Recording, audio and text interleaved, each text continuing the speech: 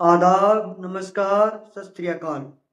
आज हम एक ऐसी लड़की की बात करने जा रहे हैं जो पढ़ी लिखी थी, मॉडल थी और साउथ की फिल्मों में काम कर चुकी थी और कॉर्पोरेट सेक्टर में भी काम कर रही थी।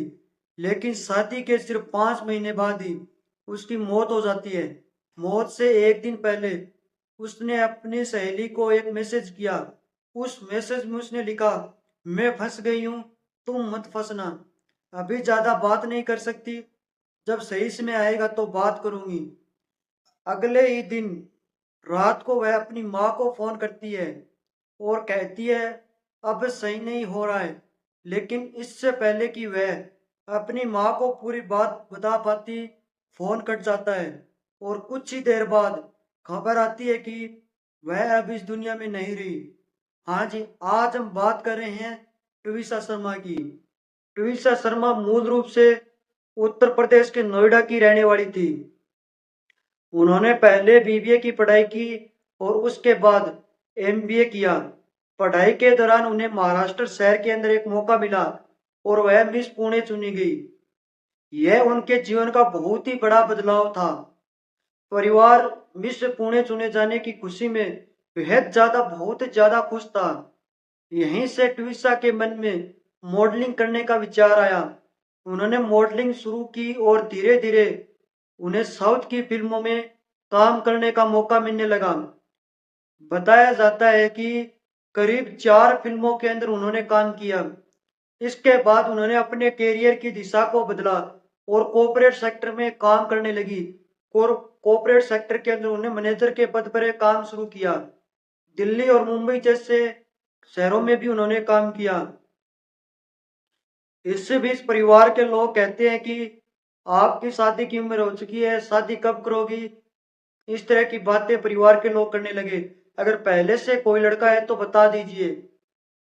साल 2024 में ट्विसा शर्मा ने मैट्रिमोनियल साइट के ऊपर अपनी आईडी अपलोड करती है, अपनी प्रोफाइल बनाती है और यहीं से उनकी मुलाकात भोपाल के रहने वाले समर्थ सिंह से होती है। समर्थ सिंह मध्य प्रदेश की राजधानी भोपाल के कटारा हिल्स इलाके के बाग मुगलिया के रहने वाले थे और वो पेशे से वो वकील थे। उनकी माँ एक रिटायर्ड जज थी और वर्तमान में जिला उपभोक्ता फोरम पेज 2 की अध्यक्ष पद पर जुड़ी हुई थी। दोनों एक दूसरे की प्रोफाइल को देखते हैं और इतनी जानकारी इकट्ठा करती हैं। दोनों की बातचीत शुरू होती है और लगभग 1 साल तक दोनों एक दूसरे को समझते हैं कि हम दोनों साथ रह सकते हैं या नहीं रह सकते। नॉर्मल बातचीत करते हैं और एक दूसरे को बेहतरीन तरीके से समझने का प्रयास करते हैं। जब दोनों लोगों को लगा कि यह रिश्ता आगे बढ़ सकता है, हम दोनों एक साथ रह सकते हैं, तो दोनों ने अपने अपने परिवार को बताया।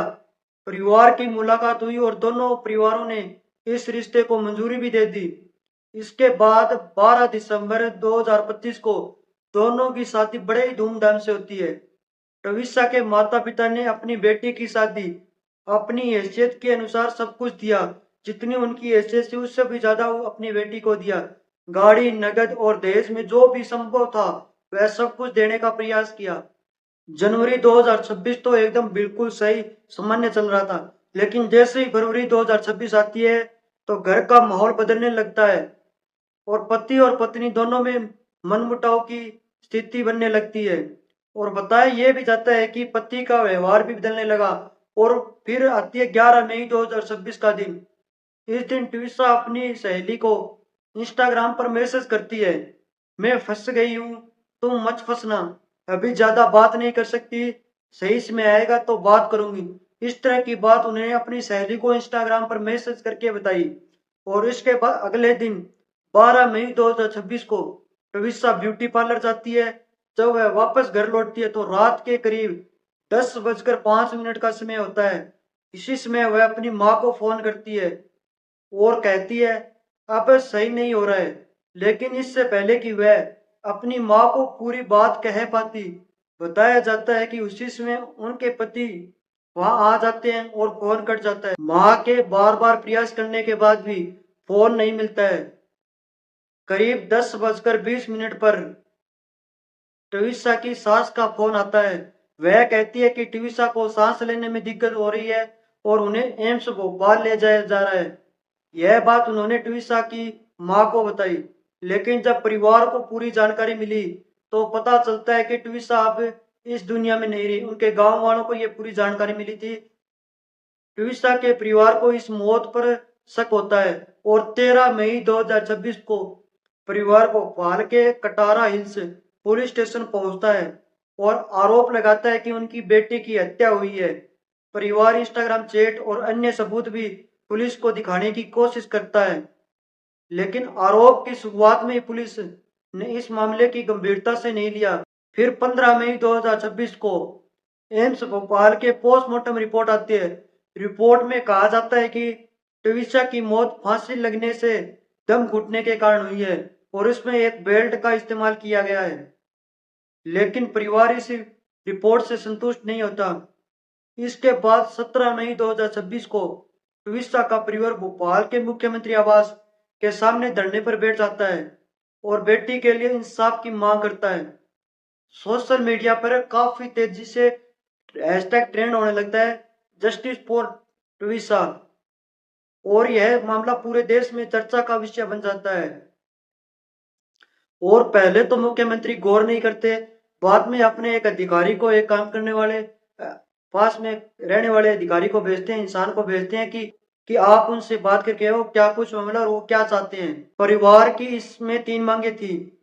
पहले ट्विसा के पति की गिरफ्तारी हो और दूसरी मांग ये थी कि दिल्ली के एम्स में दोबारा पोस्टमार्टम कराया जाए। और परिवार की तीसरी मांग थी, उसके माँ और उनके परिवार के जो भी अन्य सदस्य थे, उनकी तीसरी मांग ये थी कि केस को भोपाल से बाहर ट्रांसफर किया जाए, क्योंकि उनका यह मानना था कि यहाँ पर इस केस को रफा दफा कर दिया जा सकता है, पैसे देकर इसे हटा दिया जा सकता है, क्योंकि ट्विसा की सास और उसके पति के पास बहुत सारे पैसे थे। दूसरी तरफ ट्विसा की सास, जो रिटायर जज है, उन्होंने अग्रिम जमानत ले ली और कुछ आरोप भी लगा दिए ट्विसा के ऊपर। उन्होंने दावा किया कि ट्विसा को नशे की आदत थी, वह 2 महीने की प्रेग्नेंट थी और पहले भी उनका अबॉर्शन हो चुका था। पहला अपराध तो ट्विसा की सास का यही है कि आज देश के अंदर अबॉर्शन कराना मना है। फिलहाल यह मामला हाई प्रोफाइल हो चुका है। एक तरफ ट्विसा का परिवार न्याय की मांग कर रहा है तो दूसरी तरफ ससुराल पक्ष अपने आरोप लगा रहा है कि इस पूरे मामले की जांच एसआईटी कर रही है। सच क्या, यह तो जांच के बाद ही सामने आएगा, लेकिन एक सवाल जरूर खड़ा होता है कि आखिर शादी के 5 महीने बाद ऐसी क्या नौबत आई कि ट्विसा की मृत्यु हो गई।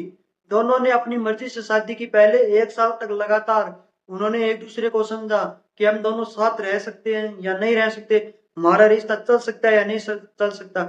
उसके बाद उन्होंने अपने अपने परिवार में बातचीत की, फिर एक दूसरे परिवार से मिले, फिर जाके ये रिश्ता फाइनल हुआ था और बड़ी धूमधाम से शादी। ऐसा कुछ भी नहीं था कि ट्विसा के परिवार ने दहेज के अंदर नहीं दिया था। इस पूरी कहानी का उद्देश्य हमारा ये है कि किसी को ठेस पहुंचाना नहीं है, बल्कि आपको जागरूक करना है, क्योंकि कई बार शादी के बाद होने वाली परेशानियां समय रहते सामने नहीं आती और जब सच सामने आता है तो बहुत देर हो चुकी होती है। आप वीडियो को ज्यादा से ज्यादा शेयर कीजिए और आप इस पूरे मामले में क्या कुछ सोचते हैं कमेंट में जरूर बताएं। धन्यवाद।